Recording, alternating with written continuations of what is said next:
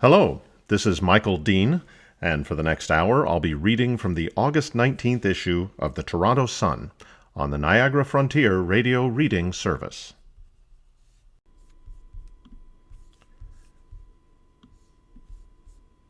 The cover story, Crosscheck. John Tavares faces off with CRA over claims Leafs center owes millions in taxes, by Michelle Mandel. This is not quite his element. Toronto hockey center John Tavares usually meets the media in his Maple Leafs blue and white, but on this summer day, he's in the hallway of the federal tax court, dressed in a smart gray windowpane suit as he fights the CRA's attempt to get its hands on millions of the 2018 signing bonus he got to join his hometown team. "I would like to be at my cottage today," Tavares admitted with a smile as he spoke to reporters after completing his testimony. "Preparing for the season and, spending time with my family, but it is what it is. You deal with whatever comes your way. That's part of life, right?" The hockey cliches are boundless, so here goes. The former captain is facing off against the Canadian Revenue Agency in a scrap over how much tax he should pay on the $15.25 million U.S. signing bonus he negotiated as part of his 7-year, $77 million U.S. contract to leave the New York Islanders and join the Leafs 8 years ago.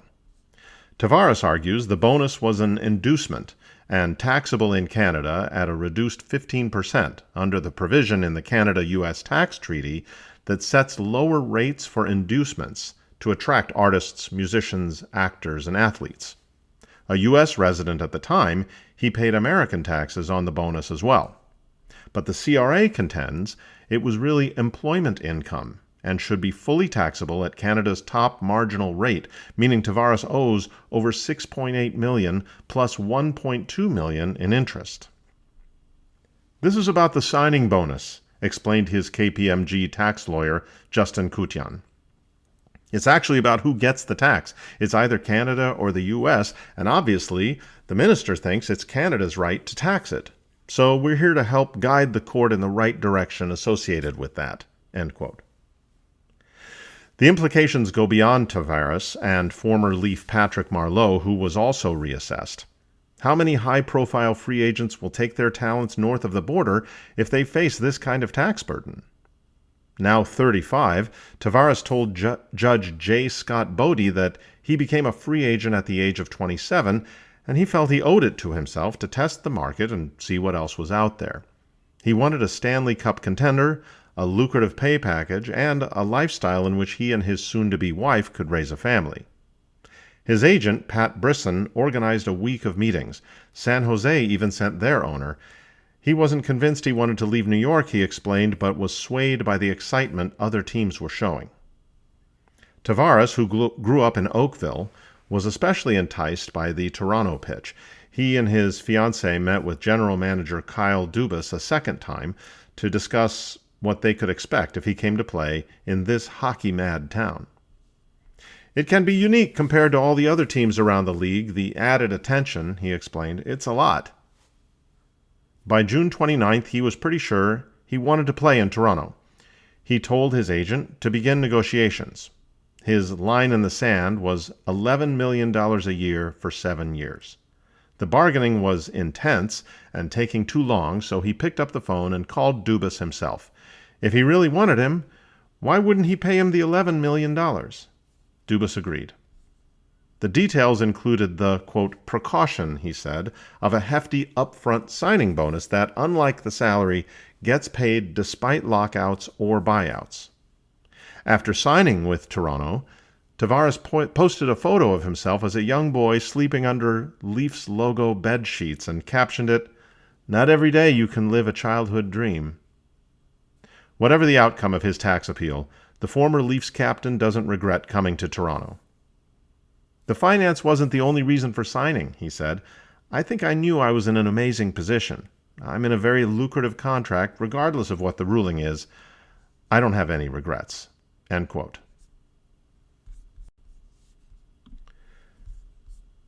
The next story is from the baseball world. Marte Anosho.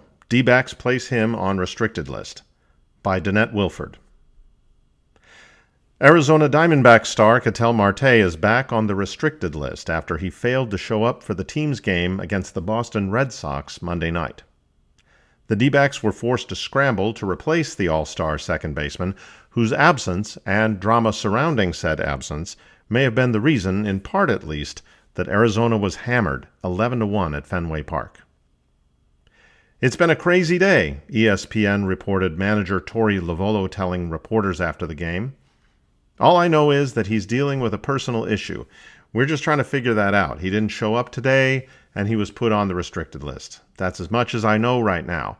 I'm sure in time we'll start to uncover some information." Lovullo said he spoke to Marte that morning and afternoon to try to figure out what was happening, but, quote, "there was very little coming back," end quote. Marte did travel with the team to Boston, and while Lovullo believed the player might still be in the city, he wasn't certain. For now, Marte is being considered day-to-day, Francis Romero of BaseballFR.com reported. Marte went on the restricted list last season when his Arizona home was burglarized during an All-Star break. He missed 3 games after flying back to his home in the Dominican Republic and apologized for going AWOL upon his return, ESPN reported at the time. Marte, a 3-time All-Star, is hitting .249 with 21 homers and 67 RBIs in 118 games this season. He's currently in the second year of a 6-year, $105 million U.S. deal. The Diamondbacks didn't post their lineup until 15 minutes before the first pitch, when they announced recalled infielder Jose Fernandez would be added to the roster. Fernandez was already in Boston in case third baseman Nolan Arenado wasn't able to play after he left Sunday's game against Atlanta over, quote, trunk discomfort. Indeed, Arenado also didn't play Monday, putting Fernandez at third while Ildemaro Vargas stepped in to play second base.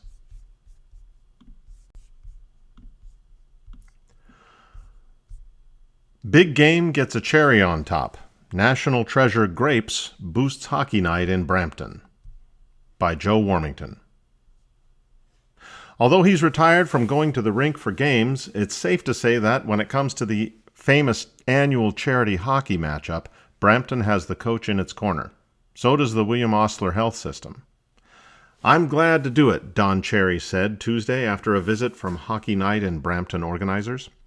Saying he wanted to do his part, Cherry invited Brampton Mayor Patrick Brown and fellow organizer Megan Guerra for a coffee and to take photos to be used on the Jumbotron at the CAA Center on game night.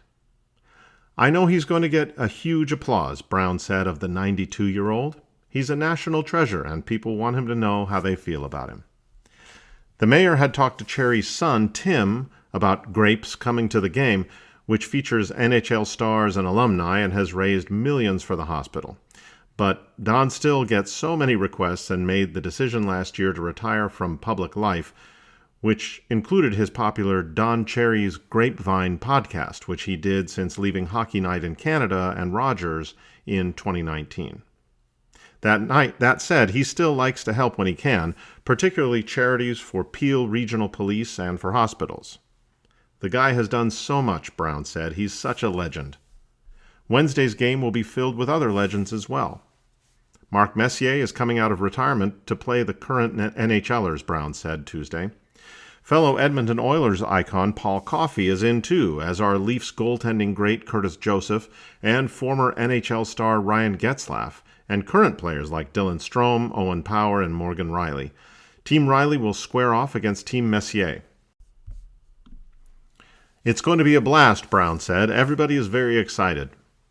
Tickets are $36 and can be purchased at hockeynightbrampton.ca. While Don said he's enjoying the Toronto Blue Jays right now trying to take a run at the postseason, at this time of year, hockey people start thinking about training camp. He may have more to say about that when it gets closer. While he isn't on the airwaves anymore, I've been trying to twist Tim Cherry's arm into getting him to jump in and take the lead in the podcast again, with him serving as the main voice. Like his dad, Tim knows hockey inside and out. A former OHL scout, he has been to more hockey games than most and has so many stories from his dad's Boston Bruins days that As a kid of the coach, he was like a fly on the wall for all of it.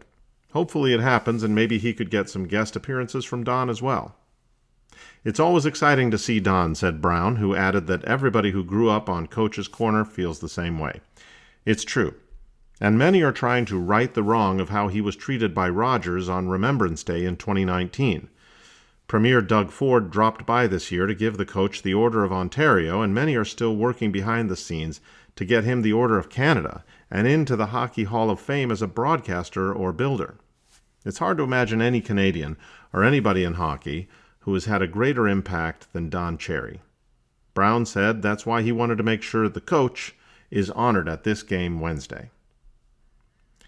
Don't dine and dash on Don. If you're going to do a dine and dash, it may be a good idea to choose a restaurant not named after Don Cherry. Or you might end up in a tussle and the penalty box, or so a man found out at Don Cherry's Sports Grill in Parry Sound over the weekend. A man enjoyed his meal, skipped the bill, and took off, the restaurant posted on its Facebook page. We literally chased him down. The man came into the restaurant Monday with a female guest, and they left without paying a $100 dinner bill. When the OPP caught the man, the co-owner of Don Cherry's, Daryl Painter, said he did not want to see the man charged. Painter said all the man had to do was ask, and they would have provided a meal if he was hungry. Painter said that offer still stands, and if the man wants to come and do some dishes for an hour or work it off, they would still give him that free meal. We've done it before, he said.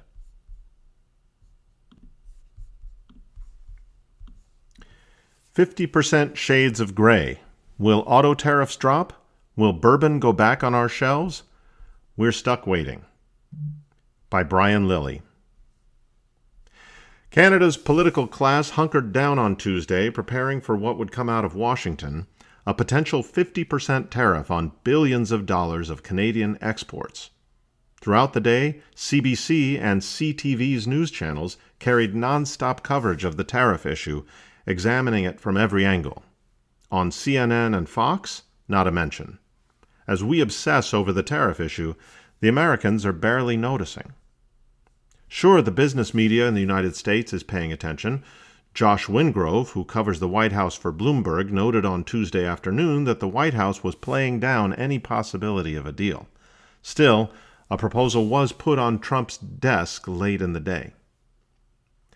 The Americans have been demanding that any lessening of the tariffs be met with an immediate end to provincial booze bans. Note that the demand is to put the booze back on the shelves in exchange for lower tariffs, not the lifting of tariffs. That will be very difficult for Premier Doug Ford in Ontario, Premier Christine Fourchette in Quebec, and Premier David Eby in British Columbia.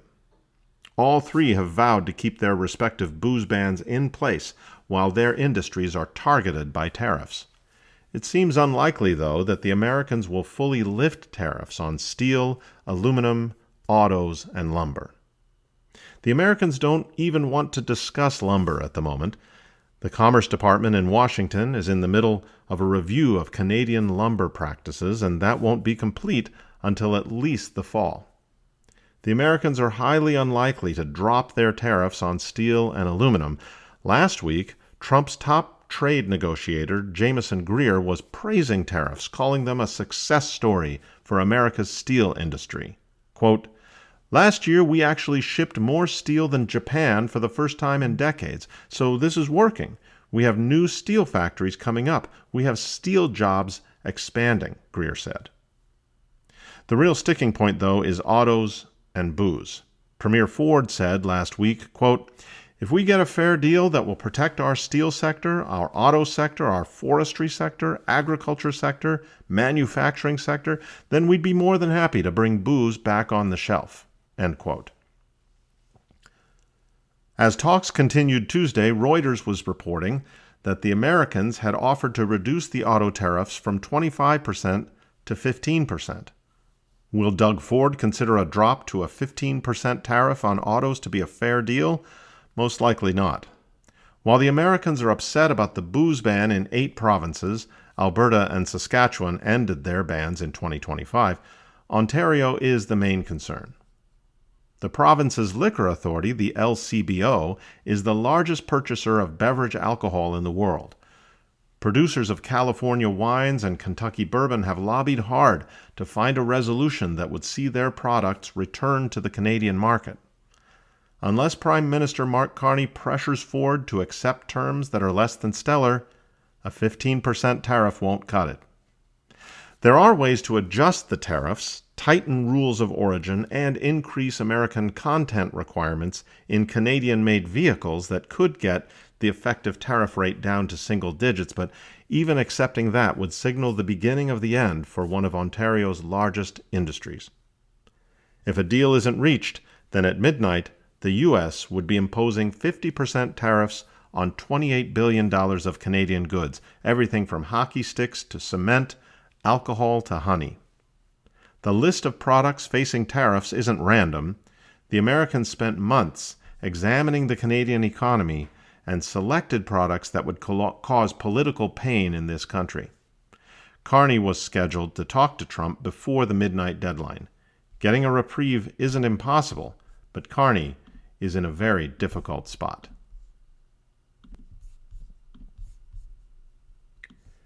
That empty feeling. Canada still losing restaurants, but not as fast as we predicted. By Sylvain Charlebois. This year, the Agri-Food Analytics Lab forecast Canada could lose about 4,000 restaurants on a net basis in 2026. The prediction attracted considerable attention because it captured the financial anxiety spreading across the industry.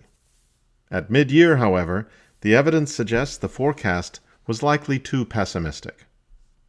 One private location tracker identified 579 Canadian restaurant closures during the first 6 months of 2026. The number is incomplete and cannot be converted into a net figure because comparable Canadian opening data are unavailable. Nevertheless, the anticipated collapse has not yet become visible on the scale originally expected. So the good news, based on what we know today, Canada is unlikely to record 4,000 net restaurant closures this year. That does not mean the industry is healthy. Restaurants Canada reports that 41% of operators are losing money or merely breaking even, up from 36% in March. Almost two-thirds say their profitability is lower than last year. Accommodation and food service insolvencies reached 360 during the first half of 2026, roughly 7.5% more than during the same period last year. Second quarter filings alone increased by almost 19%. The crisis is real, but it is uneven. Restaurants in Toronto and Vancouver face punishing rents, labor costs, and insurance premiums. Yet population growth, tourism, and affluent consumers continue to support demand. Montreal benefits from a strong dining culture and tourism, but operators contend with taxation, regulation, and intense competition. Alberta's population growth and comparatively strong consumer economy offer some protection, while smaller markets across Atlantic Canada and the prairies depend more heavily on seasonal traffic and narrow customer bases. Losing one restaurant in Toronto barely registers. Losing one in a small community can remove an important employer and gathering place. The pressure also varies enormously by restaurant format. Quick service restaurants remain comparatively resilient. Their drive-through networks, digital ordering systems, purchasing scale, and aggressive value promotions give them advantages independent operators can't easily replicate. When budgets tighten, consumers often trade down from full-service dining to fast food. Fast casual restaurants may occupy the most uncomfortable position. They carry higher food and labor costs than traditional fast food outlets, but lack the service and sense of occasion that justify fine dining prices. A $20 or $25 lunch is becoming harder to defend. Independent full-service restaurants remain the most exposed. They rely heavily on labor and on profitable additions such as alcohol, appetizers, and desserts. A dining room can appear full on Saturday evening while the business loses money over the entire week. Fine dining faces a different challenge. Affluent consumers are less sensitive to inflation, and special occasions remain important, but even wealthier customers are becoming more selective. They may visit less frequently, order fewer bottles of wine, or skip dessert. Exclusivity can protect the top of the market while the middle continues to be hollowed out. Then there is the emerging GLP-1 effect. The AgriFoods Analytics Lab estimates that about 8% of Canadian adults now use GLP-1 medications, such as Ozempic, Wegovy, or Mounjaro. These drugs could eventually remove about $3.4 billion annually from Canada's food economy as users consume smaller portions, snack less, and reduce their alcohol intake. For restaurants, this will not necessarily produce empty dining rooms. It will appear through smaller bills, one appetizer instead of two, fewer drinks, unfinished entrees, and fewer desserts. That matters because the products most likely to be eliminated often generate the strongest margins. The GLP-1 effect will also differ by format. Fast food and fast casual operators built around frequency, portions, and impulse purchases could face smaller orders. Fine dining establishments may retain the occasion but lose profitable extras. Why then has the anticipated closure wave not materialized? Restaurant owners rarely close the moment they become unprofitable. They inject personal savings, they borrow, reduce staffing, delay payments, and stop paying themselves. A more cautious outlook would now place the likely net decline between 1,500 and 2,500 restaurants concentrated among independent, full-service, and mid-market operators. Even that would represent a serious loss of jobs, entrepreneurship, and community infrastructure. Canada may not lose 4,000 restaurants this year. What it is steadily losing is diversity as independent dining gives way to chains, value formats, and standardized experiences. You're listening to a reading of articles and features from the Toronto Sun on the Niagara Frontier Radio Reading Service.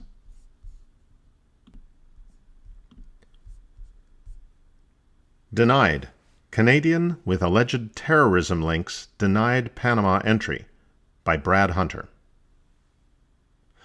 A Canadian man with alleged ties to terrorist organizations has been barred from entering Panama and returned to Canada. According to Panama's National Migration Service, the detection occurred during verification procedures. Newsroom Panama reported Monday, quote, Panama denied entry to a Canadian citizen after immigration controls detected links to organizations considered a threat to international peace, security, and stability, as well as sympathy toward the extremist group Hamas, end quote. The suspected terrorist sympathizer, who wasn't named, was stopped at Panama City's Tocumen International Airport after inadmissibility protocols were activated. According to the NMS, the detection occurred during the verification procedures, quote, applied to each person attempting to enter the country, end quote. After border agents cross-referenced information and conducted a risk analysis, officials confirmed the alert and proceeded to put the unnamed man on a plane back to Canada. The NMS stated, quote, no indication is overlooked. Anyone who poses a security risk or maintains links with groups that promote violence will find an immediate response at checkpoints, end quote. The agency indicated the action was initiated as a result of heightened security regulations.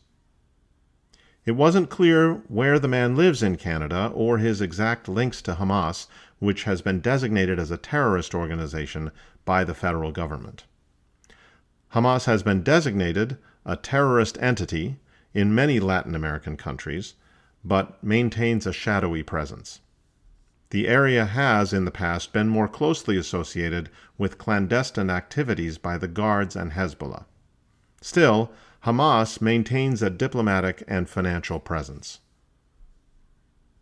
Mostly, Hamas focuses on fundraising and winning hearts and minds rather than unleashing bloodshed, but on July 19, 1994, intelligence sources said Hezbollah committed the deadliest terrorist attack in Panamanian history.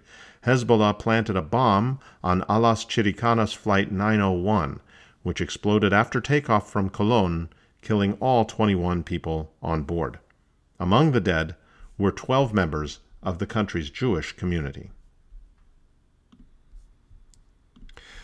The following is Sun Comment, the Toronto Sun's editorial page. Adrienne Batra is the editor-in-chief, and Kevin Hahn is the deputy editor. We were in trouble before Trump's tariffs. Whatever the final decisions on Canada-U.S. trade, the ultimate lesson for Canadians is that our economy was in bad shape because of mismanagement by the Justin Trudeau Liberal government before U.S. President Donald Trump imposed any tariffs.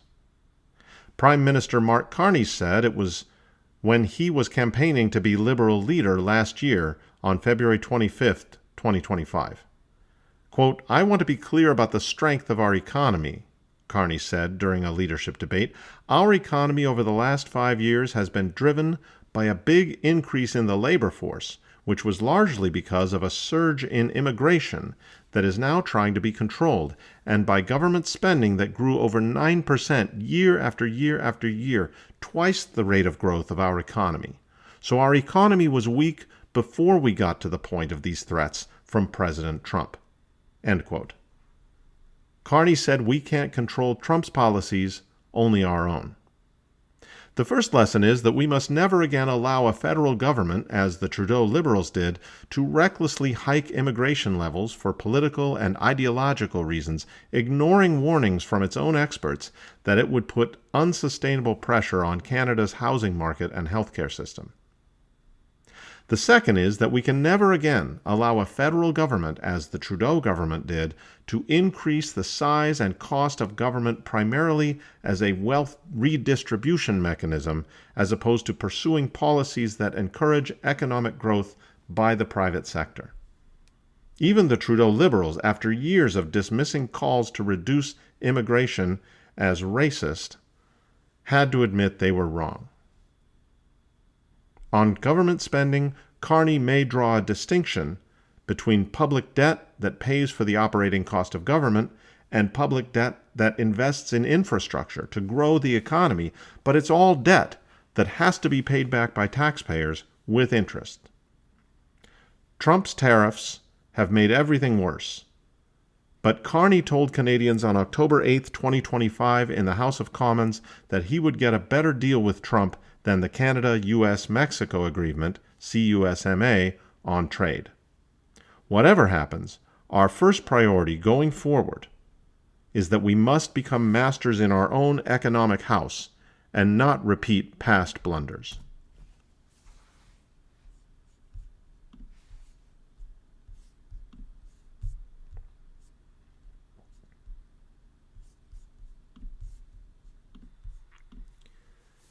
The next piece is an opinion piece. Taxes, an oversized part of Canuck families' affordability crisis, by Lorne Gunter. In 2010, just 15 years ago, the average Canadian family paid $28,878 in taxes to all three levels of government. According to the Fraser Institute, last year the average family paid $50,721. That's a 76% increase, more than 5% a year for a decade and a half. Did your wages increase that much annually? Most Canadians did not. They rose by 3.6%, which means that even if your income increased, your disposable income declined thanks to government. According to Fraser, quote, "Taxes have grown much more rapidly than any other single expenditure for the average Canadian family, and far faster than food, clothing, and shelter combined, the so-called necessities of life." End quote. Taxes now consume about 42% of a family's income. The basic necessities consume 36%. You may know you're losing ground to inflation, because the cost of necessities is rising so rapidly. But did you also know you're losing ground to the greed of politicians and bureaucrats to shovel ever more money into the maw of government? Since 1961, there has been a 2,928% increase in the average Canadian's tax bill, but a 946% increase in the Consumer Price Index. When you're next in the grocery store, cursing the prices of coffee, canned goods, and vegetables, and thinking the NDP might be right about setting up government grocery stores, keep in mind that there are two sides to the affordability crisis. Yes, prices are rising faster than you and your family can keep up, but also keep in mind that you have far fewer dollars to spend on essentials thanks to higher and higher taxes. It's ironic and infuriating that the federal government has set up the Canadian Groceries and Essentials benefit to put money in the pockets of Canadian families so they can better afford higher prices, after it has just taken the money out of those same pockets to underwrite the benefit. The cost of the federal bureaucracy alone, not including provincial and municipal payrolls, has increased 80% since the Liberals returned to power in 2015. You have to imagine that has had an impact on affordability. You have less money in your pocket and your bank account to buy what you need, quite apart from what the goods you desire cost, because you're now paying so much more for bureaucrats. Even the higher cost of food traces some of its origins back to government. Taxes hit not just you, but retailers and suppliers too. The trucker who brings your food from the farm or warehouse to the store pays 35 to 42% of the cost of a liter of diesel in taxes to the federal and provincial governments, depending on the province. Because of the rising cost of fuel, his percentage right now is temporarily not as great. But as soon as Donald Trump leaves office and stops aggravating the Iranians, the price of diesel will come down, and the percentage of that price consumed by government will once again go up to 35 to 42%. Government regulations and fees also add to the affordability crisis. Consider that in the Greater Toronto Area, it is not uncommon for a municipal government to charge a $200,000 development fee on a new home, while at the same time sticking its hand further into residents' pocket for more municipal tax money. Again, the irony is that while governments helped create the housing affordability crisis, they are now handing out money they shouldn't have taxed in the first place, so they can pay benefits and subsidies to home buyers and developers to make housing slightly more affordable. Why do politicians do that? Take with one hand while giving with the other?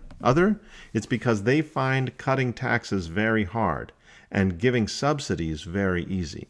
They get more political credit for paying out affordability supports.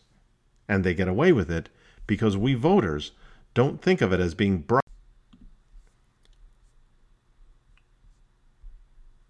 The next story is a reprint from the Washington Post. What a trip! Around midnight, Patricia Robinson, 90, sat in the back seat of a rental car, trading life stories with two men she'd met only a few hours earlier. They were on a 7-hour road trip. What kind of a crazy 90-year-old would be getting in the car with two strangers, Robinson said. It's not how she expected to arrive at her birthday celebration. That morning, she had been traveling alone from her home in Saskatoon to Kelowna, BC, a gift from her family who live there and flew her out to celebrate her milestone. About 50 minutes into the flight on August 8th, the pilot came on the intercom. Wildfires burning across Western Canada had closed the airspace, and the plane was turning back to Calgary. Quinn Sedmak, 48, was seated beside Robinson. He said he considers himself a, quote, solitary traveler who typically plugs in his headphones for an entire flight. But this time was different. We had a fun conversation right from the get-go, says Sedmak, who lives just north of Kelowna and was heading home after a work trip. I asked her to tell me any good stories she's had throughout her life. We just kind of clicked right off the bat. As the plane touched back down in Calgary, Sedmak began weighing whether to rent a car and drive the roughly 7 hours to Kelowna. "Did I hear car rental?" asked Tanner Salowich, 45, an auto mechanic and volunteer firefighter from West Kelowna, BC, who was seated behind them. He was eager to get home, with wildfires burning close to his neighborhood. Sedmak found a reasonable rental car, and Salowich said he was down for the drive. Then they invited Robinson to join. She was game. "I really didn't want to spend the night in Calgary or go back to Saskatoon," said Robinson, adding that she texted her family to let them know she'd be driving to Kelowna with 2 strangers she met on the flight.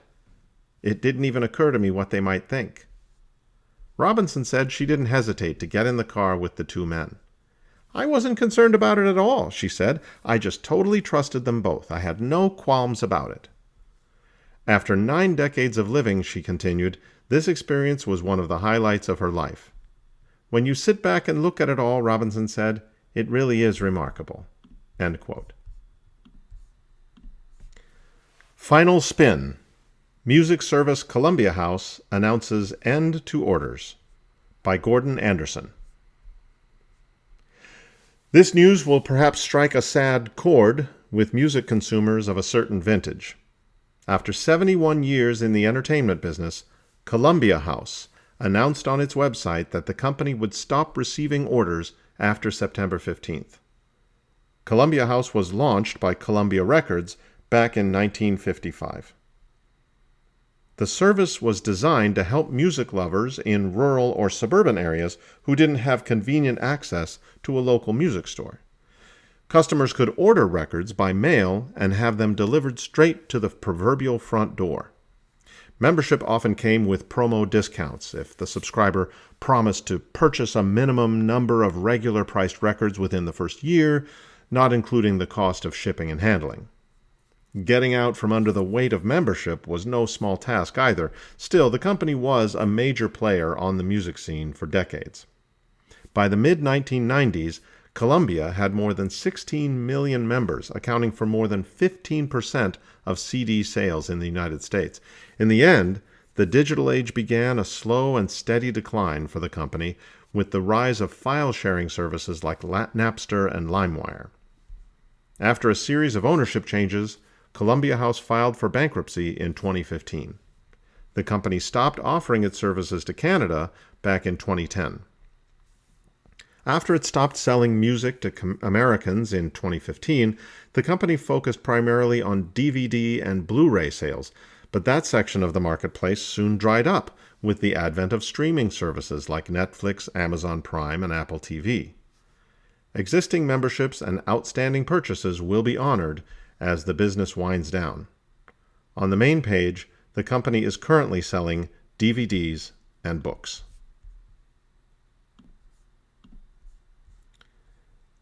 AI creates new jobs in over half of the UK firms. Study. London. Artificial intelligence has created new jobs in more than half of UK firms, according to a study by British bank Lloyds released Tuesday, even as fears about its impact on employment grow. The study doesn't, however, specify whether other roles have been eliminated at the same time. Lloyds said in a statement based on its monthly business research, quote, "More than half, 54%, of UK businesses say AI has created new jobs," end quote. AI has raised concerns about the jobs market, with some fearing its impact on unemployment. An OECD report last month found that AI isn't causing widespread decline in employment across its member countries, but noted that the technology is changing the skills businesses are looking for and may make it harder for younger people to enter the workforce. Global youth unemployment rose last year, with young people expressing anxiety about entry-level jobs being replaced by technology, according to a UN report earlier this month. AI is increasingly providing flexible, fast, and inexpensive competition for many white-collar workers, posing a particular threat to the UK economy, which is dominated by the services industry. Of the 1,200 businesses surveyed, Lloyd's found that 58% plan to increase investment in AI in the coming year to, quote, upskill their workforce. Amanda Murphy, CEO of Lloyd's Business and Commercial Banking, said in a statement, quote, AI has the potential to be as transformative for businesses as the Internet was a generation ago, end quote. Overall, 61% of companies said they currently use AI, and a majority said those who fail to adopt AI will be at a competitive disadvantage.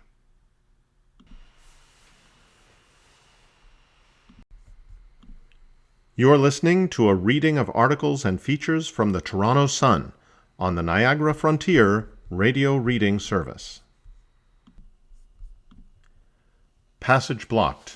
Strait of Hormuz won't reopen till U.S. meets demands, Iran. By Eddie Chow. The Strait of Hormuz won't reopen until the United States meets Iran's demands, the country's top negotiator, Mohammad Bagher Ghalibaf, said Tuesday. I want to state clearly that the Strait of Hormuz will not be opened until the American commitments stipulated in the Memorandum of Understanding are implemented, Ghalibaf said in a speech which was broadcast on state TV. Ghalibaf listed the commands, which include the removal of the U.S. naval blockade, lifting of oil sanctions, and the unfreezing of Iranian assets, all of which were listed in the Memorandum of Understanding the two countries signed in June as part of a ceasefire, which later collapsed, Agence France-Presse reported. Since February 28th, Iran and the U.S. have been at odds after a U.S.-Israeli attack on the Islamic Republic triggered a conflict across the Middle East. Iran has retained control of the strait, a vital conduit for global energy, since the war broke out. Vessels traveling through the waterway must seek permission and pay transit fees. For weeks, Iran and Oman have held talks to discuss the future of navigating through the waterway. Iran stated the geographical coordinates of the route envisaged by both countries, quote, have been agreed on, end quote. On Monday, U.S. President Donald Trump threatened to bomb Oman if it, quote, gets in the way of a deal with Iran on the strait, while calling for Tehran to surrender. Ghalibaf said Iran was, quote, ready to inflict an even more crushing defeat on the enemy proportionate to its actions and advances, end quote. Qatari Foreign Minister spokesman Mahed Al-Ansari told the media Tuesday that the agreement between Iran and Oman over the Strait of Hormuz is crucial in making negotiations between Tehran and Washington to end the Mideast conflict easier. AFP reported Al-Ansari as saying, quote, we are also awaiting an agreement between the Sultanate of Oman and Iran regarding the strait, which would enable us to return to the framework of negotiations. The agreement over the Strait of Hormuz would make it much easier for us to resume the talks between the United States and Iran, end quote. In entertainment news, X was at scene. Brian Hickerson, who abused Hayden Panettiere in past, was at the home where she died. By Danette Wilford. Hayden Panettiere's on and off boyfriend, Brian Hickerson, and his brother, Zach Hickerson, were at the scene when the actress died, police said. Officials spoke with the brothers, who were at an apartment complex in Greenville, South Carolina, on Sunday, when officers arrived at the scene, according to an incident report obtained by NBC News.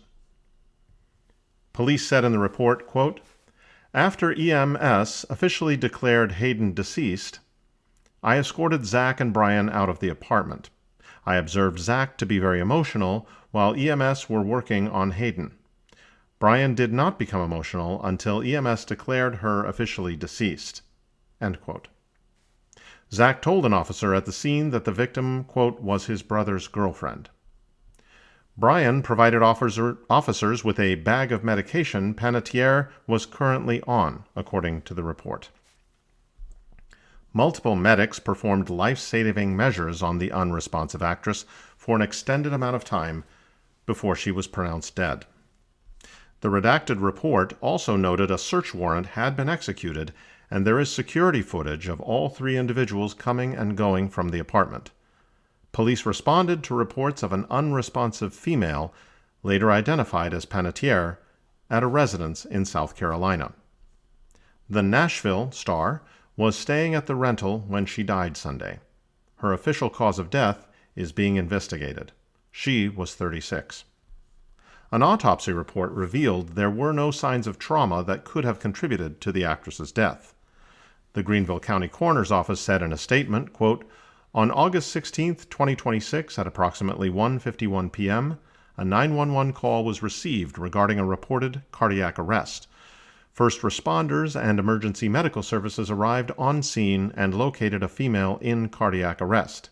EMS personnel initiated advanced cardiac life support measures. However, resuscitation efforts were unsuccessful, and the individual was pronounced deceased at 2:32 p.m." End quote. Officials spoke about an apparent overdose and cardiac arrest while treating Panettiere, according to the audio dispatch obtained by People magazine. A rep for the Heroes star said of the 911 call details, quote, "I don't have any information at this time, but it's looking as though that is the case." End quote. Panettiere reportedly began dating Bryan in 2018, soon after she ended her engagement to Vladimir Klitschko, with whom she shares an 11-year-old daughter, Kaya. They were together on and off until 2021. The Scream actress had accused Hickerson of physical and emotional abuse throughout their relationship. Quote, "I've always seen myself as such a resilient and strong woman. The idea that I could allow something like this to happen to me blew my mind. It blew the minds of the people that knew me best," Panettiere admitted to Us Weekly in May while discussing her memoir, This Is Me, A Reckoning. "So that whole experience, I kept as much of it to myself as possible because I didn't want to drag anybody that I loved into it. It was humiliating." End quote. Bryan was arrested for alleged corporal injury on a spouse/cohabitant, assault, and intimidating Panettiere after alleged incidents between May 2019 and June 2020. He pleaded no contest in April 2021 and served 33 days of a 45-day county jail sentence. Following the release of the actress's book, Hickerson confirmed his abusive behavior in an interview with TMZ, saying, quote, I did it, end quote. He also said Panettiere was better off without him. Quote, "She'll always hold a special place in my heart. I'd like to see what she's going to do with the next 30 years of her career," end quote. A source revealed to Us Panettiere's friends were worried about the actress after she reconnected with Hickerson. The insider revealed, quote, "Hayden seemed to be doing well recently, but there was still concern among her friends and inner circle, especially because she started spending time with Bryan again. That relationship and association had led her down a dark path in the past, so her friends and inner circle were worried for her. There were concerns, and her friends really hoped she was doing okay." End quote. In Toronto Blue Jays news, what's wrong? Joey Votto has a theory on why Vlad Jr. is struggling, by Rob Longley. Is there a World Series hangover dragging Vladimir Guerrero Jr. down? Is the weight of the 14-year contract signed early in the 2025 season making it more difficult to snap out of a season-long funk? And what technical glitches are conspiring to make the Blue Jays' six-time All-Star first baseman from having the worst offensive season of his career? Quote, "Year one of a 14-year contract, he has to perform better," end quote. Joey Votto said on the MLB Network on Tuesday, referring to the 2026 season being the first of Guerrero's mammoth $500 million U.S. deal. Quote, "And he knows that. There has to be more home runs, and that comes from swing efficiency, and technically, there is something off," end quote. Votto, who grew up in Etobicoke and is now retired after his stellar career with the Cincinnati Reds, believes there are a number of factors that could be weighing on Guerrero, who has yet to hit a homer in Toronto this season and has just 7 overall. Though Guerrero is currently on the injured list with a concussion sustained this past Friday, the Jays are hoping that when he returns, he'll finally be able to unlock the missing power that has hampered the team's attack. Votto was a keen observer of his hometown team during last autumn's World Series run and was certainly captivated with Guerrero's impact. But now he wonders about the fallout of that success, one that led to massive expectations for Guerrero to have the season of his life. Quote, "My question is there some sort of hangover from the World Series? And the other thing I want to say is, from age 26 to 27, in my experience, my bat slowed, and I'm wondering if technically Vladdy has the ability to adjust and simplify a swing because he's been handed this till 40 years old contract," end quote. With that contract comes immense responsibility, as Votto knows. When he was in the midst of his superstardom with the Reds, Votto signed a 12-year, $251 million contract with the Reds, which was, at the time, the longest guaranteed contract in the sport.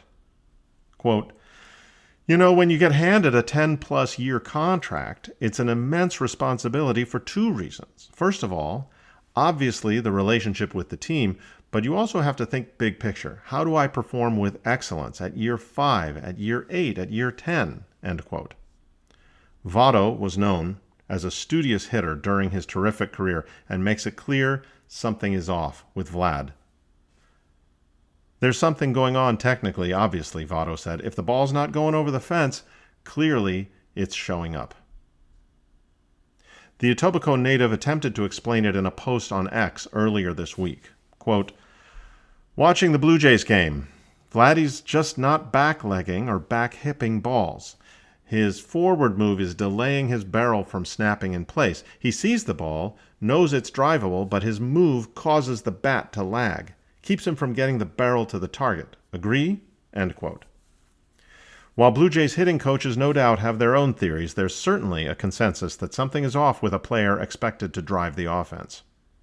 Though there have been a smattering of boos at the Rogers Center on some of the more unsightly Guerrero at-bats, it's nothing like what Vlad would be hearing in more, shall we say, boisterous markets, like Philadelphia, for example. Votto said, quote, "The fans, they love him there. The Toronto fan base is a great fan base in that they're going to show up, but they don't have that feel that a Philadelphia or a Mets fan base has in terms of letting their superstars know immediately what we expect production right now.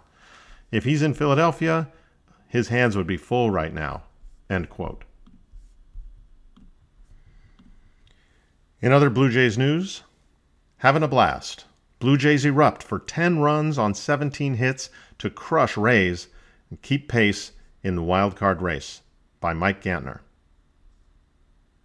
Completely contrary to what they usually do at Tropicana Field, the Jays got the jump early on the host Rays with 4 early runs, eventually coming away with a 10-5 win. But first they had to overcome that inevitable uh-oh moment in the bottom of the third, which has far too often led to the Jays' undoing in this ballpark. Jose Soriano making his third start since coming over at the trade deadline from Anaheim in what had to be a bit of a surprise to fans who had all but accepted that the Jays would be sellers at the deadline, had been good to that point, but found himself in a tight spot. 3 singles around a Trevor Walls strikeout loaded the bases for Jonathan Aranda, one of the 3 thumpers the Rays' offense is built around. Aranda had 15 homers and 76 RBIs on his stat line coming into the game, so he was more than capable of getting his club back in this one with one swing of the bat. Instead, the Rays' first baseman bounced it to first, which Kazuma Okamoto fielded cleanly and combined with Andres Jimenez to turn into an inning-ending double play. Soriano stuck around for 2 outs into the 5th, earning his second win in a Jays uniform. It was a game that turned into a laugher, but could easily have had a very different outcome if the Jays had not turned that crucial double play. What the win means? At this stage in the season in the American League, every game counts. The Jays began the day one of 7 teams with 2 games of the third and final wild card spot. The Texas Rangers and Baltimore Orioles started the day in a tie for that final AL playoff spot, with Minnesota, Toronto, and Detroit all a half game back. Cleveland was a full game out, while Seattle was 2 out. There's obviously optimism where the Jays are concerned, especially given where they were just 2 weeks ago.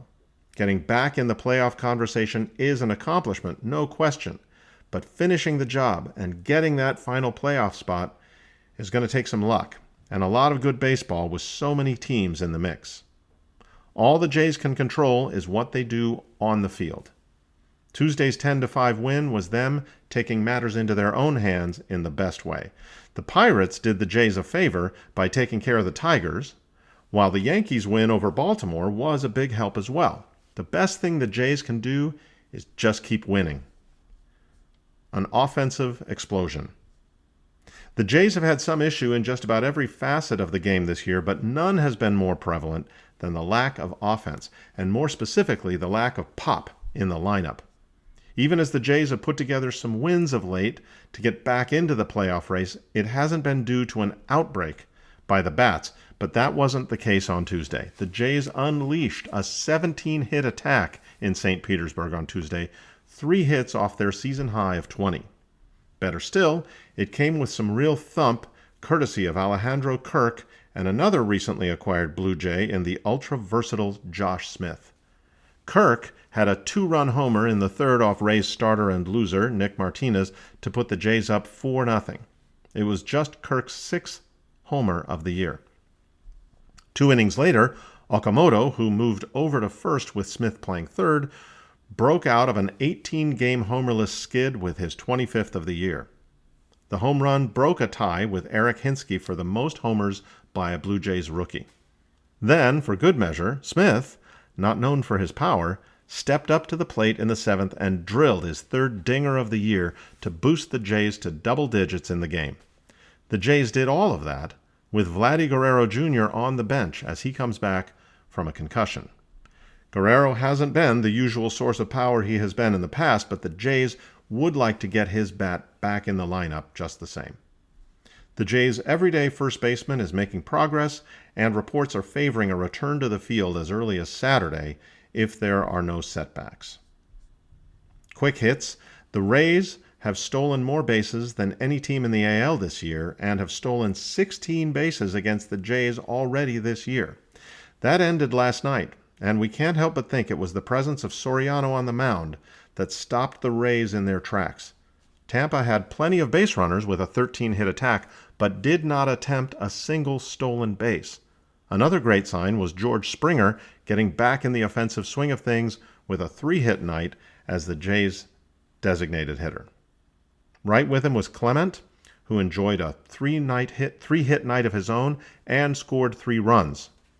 Getting those two contributing can help sustain the kind of run production the club has been begging for all season long. You've been listening to a reading of articles and features from the August 19th issue of the Toronto Sun. Your reader has been Michael Dean. Thank you for listening.